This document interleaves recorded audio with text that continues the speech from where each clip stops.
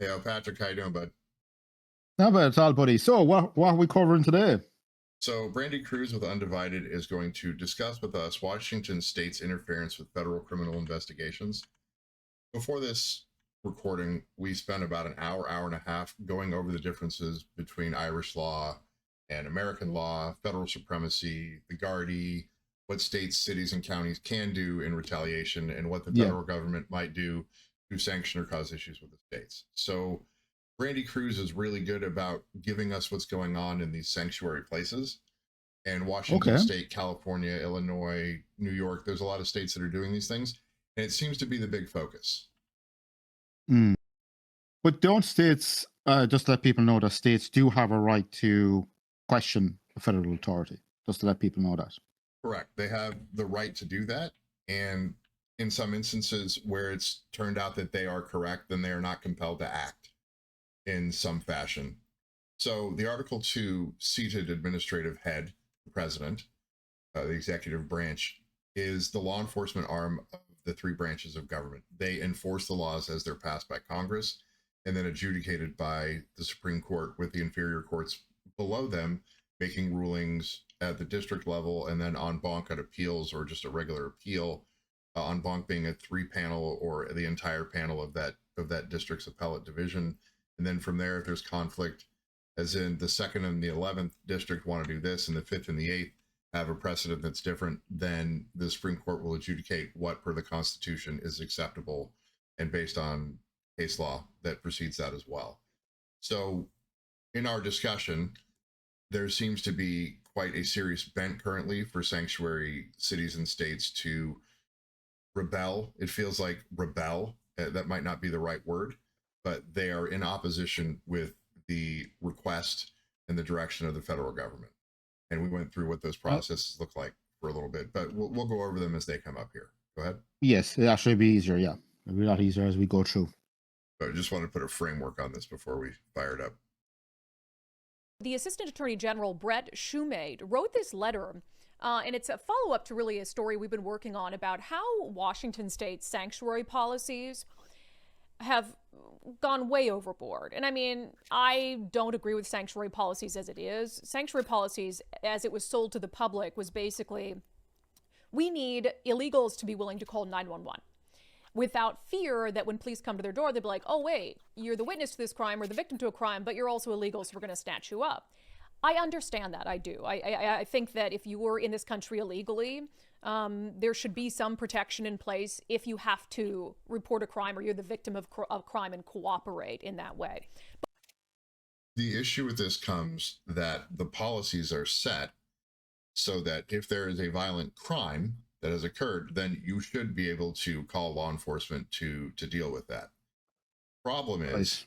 is that we have what appears to be a seniority problem. If someone has been here for a long time, they're still in violation of 8 USC, but they fear to call the police. So these residents of these places can be functionally, from the sanctuary city's perspective, discriminated against for having been in violation of the law for X amount of time. Right. So the it's the law of unintended consequences. So they put the law in place to safeguard people to make cut down the fear, but now it's directly interfering with federal law. That's part of the problem. So the other part of the problem Right. is these communities tend to not be currently assimilating, because if they attempt to assimilate, then they'll be picked up. And if you have a final deportation order from the immigration court, then you'll have to go. So what'll happen is gangs will end up running these places because the people who are there can't fight against it, because then they will be deported. So that's the citing of the safety of the populace, which is the reason these sanctuary cities are saying that these things are taking place. Right? They say, Right. Okay. hey, we're protecting the residents. The residents shouldn't be residents because they shouldn't be there. They gained entry Mm. illegally. They're in violation of 8 USC. They're saying Right. everybody So, needs to be so that's safe. where both sides are loggerheads at the moment. Correct. Correct. They're saying we Right. want our people safe. The problem is they're not citizens. So why am I attempting to do this? But we don't need the kind of sanctuary policies that we have on the books to be able to achieve that. you could make that very narrow. And in fact, there are already protections if you're a witness in a criminal case for you to remain in the country while that criminal case runs its course, and maybe even forever if you cooperate in a criminal investigation, depending what it is. But you could, in Washington state, have a very narrow policy where if someone calls 911, police are not allowed to inquire about their immigration status or share information about them with the feds. If they're the victim of a crime, that could be it, and that could solve for that issue. Instead, it's this sweeping thing that not only protects illegals who, might be the witness or the victim of a crime, but protects illegals who are violent criminals themselves. Which is what I discussed. So none of them should have been in the place in the first place for the crime to have been perpetrated or for that crime to have been observed by a witness. If they weren't there in the first place, then the crime could not have occurred. But they are there, and the reality of the situation is they are there. Yeah, they're there. So you can't just turn a blind eye to crime either. So I can understand the states or cities' policies around reporting crimes that they see or are involved or victims of. It's a very kind of damned if you do and damned if you don't for a lot of these cities and states. So, well, she cited if you have a narrow reading, if you report a crime, we are not going to inquire as to your status. We just want the information on the crime so that we can then prosecute the crime.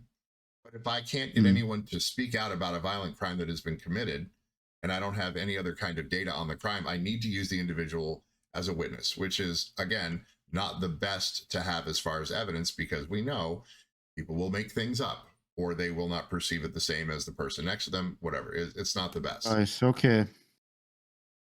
Yeah. It's kind of, has this been happening for a long time, or is it just, I think what people are trying to wonder, has this been an ongoing issue for the last decade, if not more? Or is it just recently? It ramped up with the previous administrator, with the previous executive, based on the amount of So people who so what was there any of this during, say, Obama's time? I'm just going to cut out Biden and Trump at this moment. I'm just going through the previous administration, say from Obama's time onwards. During Obama's time, we had an issue with it. But again, he massaged the numbers. When they were doing deportations, they were counting deportations at the border if you were turned away as a deportation. That wasn't someone who came into the country, was then picked up and then removed. So his numbers. What I'm trying to get to, what I'm trying to get to, was there a problem with federal law enforcement and state law enforcement around this issue, say when Obama was president? No, because Obama wanted them gone. Okay. But these sanctuary cities were there during Obama's time, were they? Yes, but the situation has become exacerbated recently. Again, with federal law enforcement and state, city, county law enforcement being compelled to not interact, not arrest, reducing charges, releasing people into the public that have final deportation orders that should have been handed over, right? And that's part of the reason that the federal government is requesting DMV records from these sanctuary states so they can identify where those who are in violation of 8 U.S.C. might be, so that we can round them up if they are also, in fact, a criminal who's violated penal code. Okay, so that's why they're looking for this specific information from these states. Correct. And again, when you get a driver's license in a state, you can then register to vote, and you can also receive benefits. So you can extract resources from the citizenry to give money to those who are here illegally. So I remember in our last video, well, the video before last, we're on about that a lot of the figures that are going around at the moment is what? Well, you were saying between 35 to 70 million are roughly illegal in the United States. Yes. So 1 in 10, 1 in 5, roughly. Okay. So, and that's evidenced in the state of California, where we have had in the last, since say 1990, we've had about 10 million people leave the state who are citizens, but our numbers are still roughly the same. The only way the numbers are roughly the same is if there are unaccounted persons who are picked up on the census, but they're not citizens. Would it have anything to do with childbirths, anything like that? People having babies obviously would increase your population as well. Oh, for sure. But yeah, also, but for those people to be unaccounted for and then have children, that's just more numbers there. So there's what, about 40 million people in state of California, is it, roughly? Yes. Right. So you're saying 10 million left. 8 to 10 million. Yeah. Yeah. So 10 million left. So 35% of your population left in the last, what, 10 years? Yes.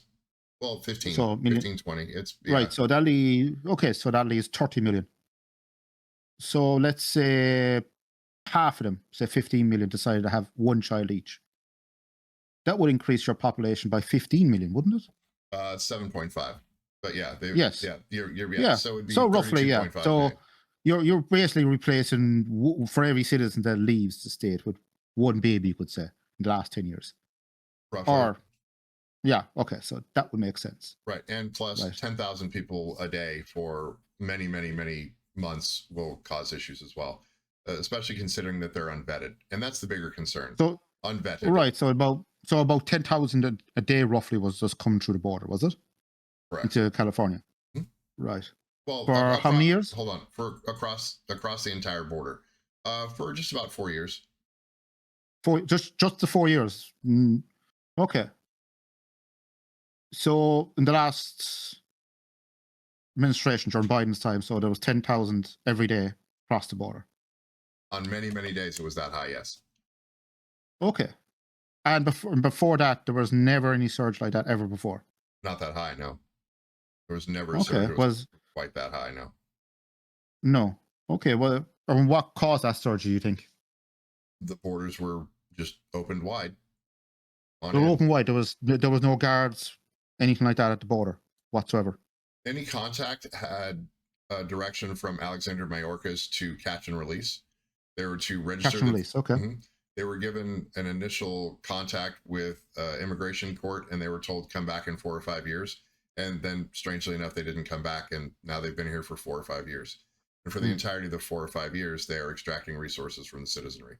You cannot have an open border and a generous welfare state. You can't have those two things, because then all of your monies just goes right out the door. Oh, I understand all that. What I'm trying to kind of drill down to is roughly, I can understand that an open border was completely open by the sounds of it for the last 4 years. How come it was only 10,000 there? How come not more people from south of the border did not cross at that time? We can't see the entire border. We have no idea. We have no idea how many came in, and that's the problem. We can't. So was there? How often is the census done roughly in California? Well, it's done federally every 10 years. Every 10. Oh, okay. On the zero. So 2000, wow, every 10 years. Yes. Wow. Okay, that's very, very poor management. Thought it'd be at least every 5. Didn't think it'd be 10. And well, I don't think we've caught up with the times. Yeah, that's true. So the census, wow, when it went into effect, it was not really in the time of modernity where movement was all that easy. So now you can get on a plane and be anywhere in the world in 24 hours. 10 hours? Yeah. Well, 24 hours to get to your final destination, but yeah, it's pretty much you can go literally halfway around the globe in less. You can go from Ireland to Australia to Europe in a day. Yes. I mean, that's what stops, by the way, along the way as well. Oh yeah, for sure. Many stops along the way. Oh yeah, we got to hit Singapore. We got to hit Korea. We got to go around. Got to go around our elbow to get to our ass. So the unvetted nature of those that came in is the biggest concern. Not only that, and governments who and roughly, what are the figures around unvetted? Is everyone who was coming through the border were completely unvetted?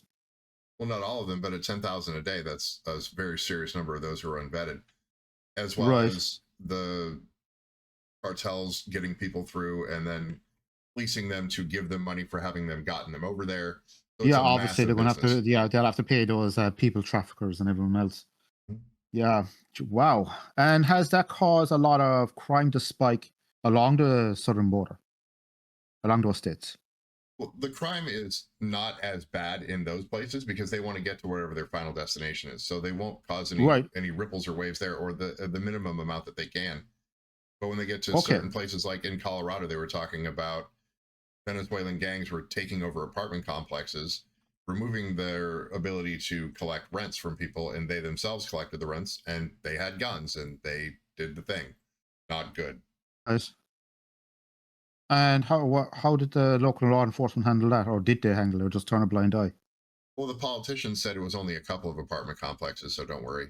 It's okay. It's only. Oh, a don't couple. worry about it. Don't worry Okay. about it. Wow. Just don't look Just over so, there. just, I think the people actually physically own those apartments might have something to say about it, but Well, wow. they're definitely stifled. Anyway, let's let Brandi get So back to work. I presume if they went into what's that expensive place that's in California, I'm trying to think of. Bel Air. No, it's in the middle of wine country. I was looking at a map there recently. Oh, the French Laundry, the restaurant where Yeah. Gavin Newsom was. Yeah, Or- do you know all those beautiful houses there around wine regions? Oh yeah, there's some amazing places. Now, can I ask There- you a question? What would happen if one of these Venezuelan gangs decided to take over a couple of those houses, just start charging rent? Oh well, Would no, local law it's enforcement act very quickly then, I presume? more than likely. Well, Gavin Newsom owns some property out there, so it might be Yeah, in his best so I interest. presume they'd be there in less than what? Less than a half an hour, 15 minutes? Oh man, expect the National Guard, bro. Like squatters' All rights would right. go right out the window for sure. Yeah, I'm just trying to figure out is, it seems to be that law enforcement even across the United States seems to be very disjointed, isn't it? Or is that unfair to say? It's unfair. We are a massive, massive country. Oh, I understand it's a massive country, but there's a lot of states that seem to be playing fast and loose with local law enforcement around this issue. Well, understand. I'm thinking of New York. By the way, I'm specifically thinking of New York City at the moment. I was watching a video there recently of local shop owners literally at their wits' end because they have literally mobs of people. We've all seen the videos. Mobs literally run in and just take everything in the shop and run out. Yeah. And no one seems to get arrested. It's very, very strange. Very strange. Who rape children, who kill people, who drive on our roads drunk, who commit acts of domestic violence. And so they've really ratcheted this up under the second Trump administration to try to cut out the federal government and federal agents, whether they're with ICE or someone else, entirely from any information sharing. So Assistant Attorney General Brett Shumate wrote this letter to Attorney General Nick Brown. He said, Dear AG Brown, it's come to my attention that Washington State's Department of Licensing is refusing to issue undercover license plates to all Department of Homeland Security components, while continuing to issue such plates to state and local law enforcement agencies. This discriminatory policy is not only deeply dangerous as a matter of public safety, but also blatantly unlawful as a matter of constitutional law. It should be immediately withdrawn, otherwise the United States intends to seek judicial relief. The other part of that is the federal government is also requesting DMV records from these states, and they are bulking. Again, the issuing of the licenses gets them access to federal benefits, and it also causes issues with districting and the amount of people who are represented by the House of Representatives and overall as far as the state. Right, yeah. We're having the same issue actually in Ireland at the moment when it comes to our social welfare system. It's once you get the state ID, or not even a state ID in Ireland, it's a PPS card, public service card. So once you get that card, like your license, it activates all the state benefits. Yeah, we're having exactly the same issue. It activates the ability to access them, but the other thing it does, it gives them in many places access to the right to vote. So they receive the franchise without having achieved citizenship. No, bear in mind now, this, you have to be an Irish citizen to vote in state elections. In the story. What about council elections? Council elections, no. But anyone who's resident within the council caption in the area, say for Cork City, for instance, certain parts of Cork North, Cork County Council. We're just going to use Cork City County Council as an example, or Dublin County Council, which would be more kind of what most Americans would think of Ireland. So there's a local county council, which you will call your local representative. You have something like that, don't you? Similar? Well, we have a city board, we have a county board, and then we have a state, right? But at no space in our election is a non-citizen supposed to be voting. Yes, but our law is a bit different. I think a lot of Irish people don't understand that. Or in our state election, which for your TDs, the Shannon is different. But for our local TDs, you have to be an Irish citizen, a registered Irish citizen, and so on. For our county elections, for our county boards, which you would recognize, is anyone living in that area can vote. In the United States, you are represented by the House of Representatives member that is representing that roughly 890,000 persons. Yeah, not necessarily citizens, but persons that are captured in that area. So yeah, we're running into the same kind of issues over here at the moment in a lot of ways. It's funny to say that, but it seems to be a reflection across the G20s that we're all having the same problems. So they talk about how this policy, they're like, oh no, we're not given. I mean, that's just so, God, I hate these people sometimes. Not hate. I really dislike their policies. I really dislike their policies. But it's like, oh, we're not going to give DHS an undercover license plate. So now it's very obvious that it's a DHS vehicle, no matter what it is. You know what kind of investigations they work on? I mean, human trafficking, child sex abuse. So they're going to go sit on a house and what? Either they need to bring their personal vehicle, which is unsafe for the agents, or they have to drive a vehicle that says DHS, federal government. Like, that's not going to tip off. I mean, you could have massive drug trafficking investigations. And you don't want to have out-of-state plates either. You're going to want to have in-state plates that are protected. And because you're trying to be undercover. But if you have a big red flag and you're wearing clown shoes and a big red nose, they're gonna know. Yeah. Right? Yeah. It's you kind of stand out a small bit. We understand it. Yeah. For sure. And it's just unsafe for the function. And I would like federal government to have the tools to, if they're investigating these crimes, to be as protected as best they can. Officer safety is super important. There's a reason why the state of Washington issues the undercover license plates to local police so that they can undertake these investigations without being identified. But you're not going to do that for federal agents, and it'll put their lives at risk. It'll put investigations at risk and lives at risk. And I thought it was very notable that the Assistant Attorney General went on to say this to Nick Brown. As a former United States attorney, because remember, Nick Brown was the U.S. Attorney for the Western District of Washington. He was the top federal prosecutor in Seattle before he became the Attorney General. And they're pointing that out to him. As a former state's attorney, you should appreciate the dangers posed by this change in policy by the Washington State Department of Licensing. It's not a good look. This is an individual who should absolutely know, and his policy or someone above him at the state is engendering a policy that will cause physical distress. It will cause issues. It will make it unsafe. This big massive pushback, are they trying to follow the law within their state, or is it just they're trying to stick it to this administration? It seems like it's in direct violation of federal supremacy. We're not requesting troops, personnel, your equipment. We want a license plate on a vehicle to ensure as best we can the safety of the officers involved in these kinds of investigations. Manifestly unconstitutional and puts our officers at risk.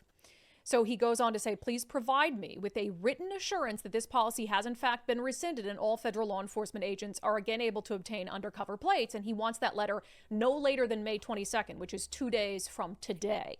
So we will have to follow up and see whether the Attorney General's office and the Department of Licensing indeed rescinds that policy.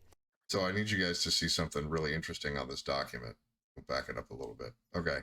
So see, absent such assurance, so if he doesn't get the letter, the United States reserves all rights. It reserves all rights to file suit against that agency for that policy. And that policy will, if it gets to any district court, be overturned almost immediately. There isn't any way that it can't, because it's a direct violation of federal supremacy as far as law enforcement function goes for the executive branch. So we will have to follow up and see whether the Attorney General's office and the Department of Licensing indeed rescinds that policy. But it's such a good point. Would Nick Brown have been okay with it when he was the Attorney General for the Western District of Washington under Biden? Would he have been okay with federal agents now under his purview and a Democratic president's purview being put in harm's way in that regard? Absolutely not. You never would have allowed it. Never would have allowed it. So it looks functionally like a massive amount of hypocrisy is what it looks like. When you had that job, you would not have stood for that at all. You have not have suffered that kind of ill effect upon your people who are working for you. Absolutely. You would have gone off. You would have contacted Mayorkas and said, hey, You need to talk to your boys. You need to send them a letter. You need to fix this immediately. You're putting my agents in danger.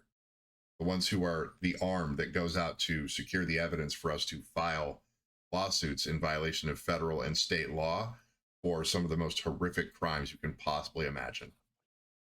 And are the federal forces there to take the criminals out of circulation, or is it just a general deportation action? Well, that's a distinction without difference. You're taking them out of circulation because they're in violation of federal and state laws that are at the felony level. They're not going to be investigating the kid whose bike was destroyed or the dog that bit the neighbor. That's not the thing they're doing. These are very violent crimes, and they're crimes that are of the most horrific nature. They are definitely And unwell. what in the last year and a half, roughly, how many people have been deported? I am not exactly sure. The number's pretty good, but it's not a massage number like some from previous administrations. We'd have to look up what Tom Homan is doing, the old borders are, and see what the numbers are. We were actually looking at the violent crimes in Seattle the other day when we were doing some research, and they don't look all that horrible, except understand that a lot of these places are not putting up like shoplifting statistics unless the shoplifting also includes other by the way, kinds of stuff. the figures just included violent crimes, the ones we were looking at. Right. The most horrific crimes. They weren't obviously going to list every minor crime. But the numbers weren't completely out of whack, say, with other major cities across the United States. Right. There was Which approximately, I found pretty surprising. As if you listen to certain news agencies, Seattle is literally burning. Okay, don't get me wrong, the crime is high, but not high if you compare it to other major U.S. cities. There's They're roughly in line. Right, there were just over 8,000 crimes of that kind of nature for a city of about 750,000. But again, that doesn't include the suburban areas that are around Seattle either. So if you combine all of the statistics, they would be a little bit high for sure. They would, but they're in line with roughly most U.S. cities.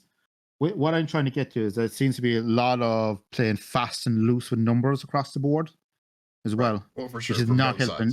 By the way, which is not helping either argument. Yeah, it's not helping either side at the moment.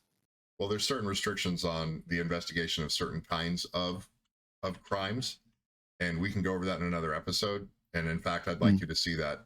It's very strange. It's okay if federal agents under Trump get killed or if their investigations get ruined.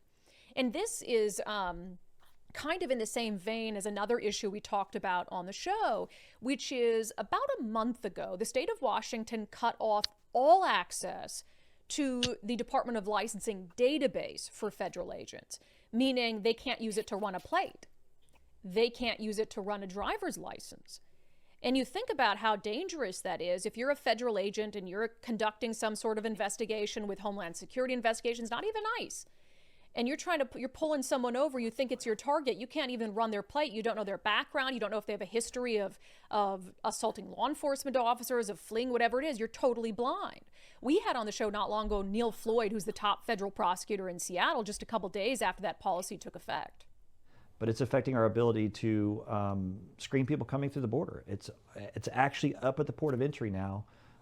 They're having difficulty, and it's going to make longer lines. It's going to make it more difficult. The screening process can become more difficult.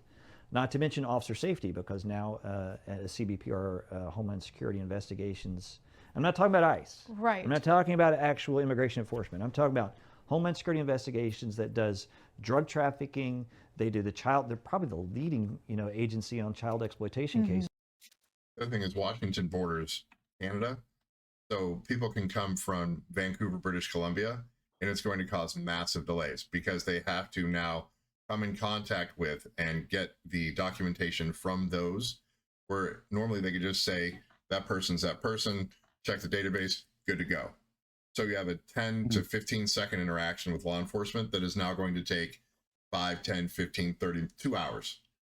Because now I have to specifically investigate this one vehicle, and there are more vehicles that are coming behind it, and it just stacks them.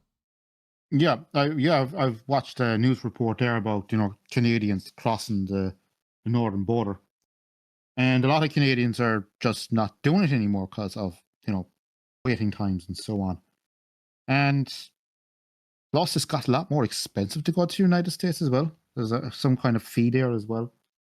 Well, a lot of people who live on the border work in Canada or they work in the United States. They just happen to get a job in either Vancouver or Seattle area Yeah. or whatever it is that they're doing to earn their Canadian or American dollars. So it just becomes quite an impediment. I guess you better figure out how to work remotely, or you're just not going to be able to get to work in any kind of satisfactory fashion. Yeah, a lot of the border towns were saying on this news report that a lot of those Canadians who are traveling over and back and vice versa have just got jobs somewhere else or just moved. In Canada, they moved to different cities and towns to get work. Yeah, That it's gone to the stage where there's none of this cross-border economic movement anymore. The borders become more secure, and it's become more secure because our ability to vet, because the state of Washington has shut down that ability, has become almost nil. I can't run the vehicle plates. I don't know who owns the vehicle. I know nothing. So now I have to confirm also the paperwork you have on board that you are you and this is your vehicle. Yeah, I think, as I say, I think a lot of Canadians are just using that whole boycott America kind of narrative that's going around at the moment as well up there. They can't run a plate in the state of Washington now. You got a Montana Even at plate. the border? Even at the border. So when you're going to Canada or coming back for Memorial Day weekend and it takes a little longer, just know it's because of Washington state sanctuary policies. Now these federal agents just trying to screen people to come through have to jump through all of these hoops rather than just doing a quick scan and sending you on your way. So that's why. So don't get mad at Border Patrol when that happens. But I think it's just so indicative of this TDS environment we're in, where Bob Ferguson, Nick Brown, the Democrats in power in Washington state, former Governor Jay Inslee, who helped pass the Keep Washington Working Act, they put illegal aliens ahead of everything else, ahead of the safety and security, ahead of the victims of child sex trafficking. Yeah, it's a two-tier enforcement system. The UK is experiencing a lot of that. Ireland's experiencing, like the G20s are just experiencing this thing where for some reason in certain spaces, they're getting preferential treatment for no understandable reason. It doesn't seem to make sense. It is a very understandable reason. It comes down to people don't want to be called the R word. Oh, they don't even be associated with the R word. Okay. I think a lot of the G20 countries are so scared of being tough on certain nationalities that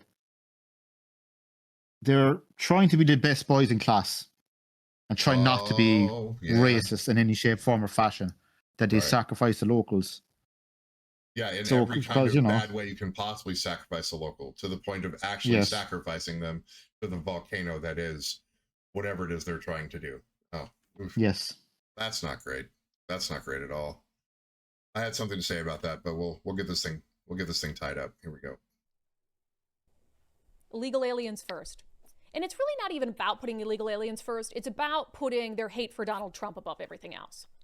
Their hate for Donald Trump comes before wanting to solve child sex crimes, before wanting to stop terror attacks, before wanting to stop human trafficking.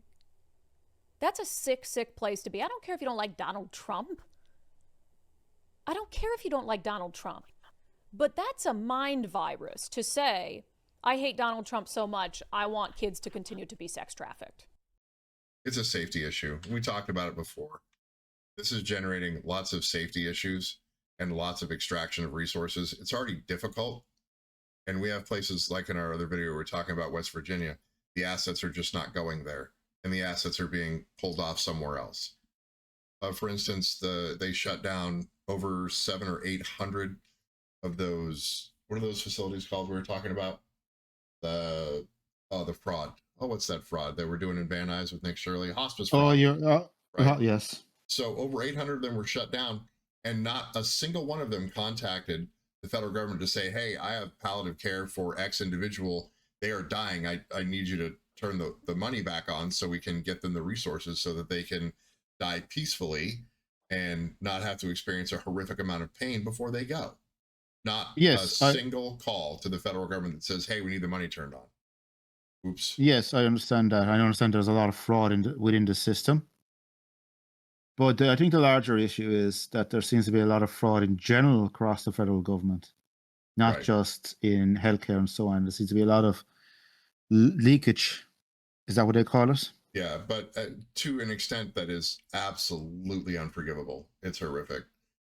Wisconsin's bad, California's bad, New York's bad, Illinois is bad. It's just bad all the way around. By the way, it seems to be. By the way, let's not single out just one state. It seems to be across the United States.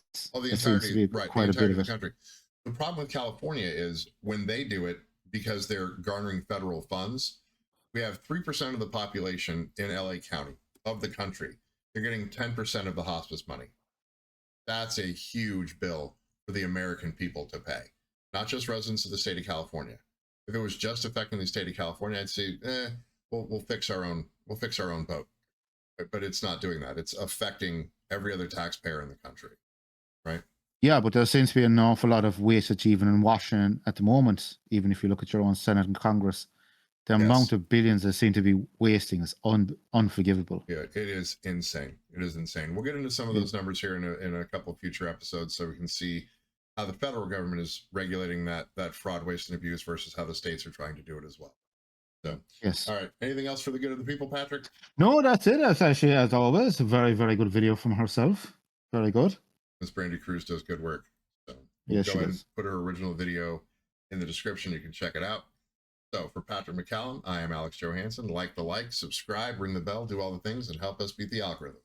For the A&P Gents, and we are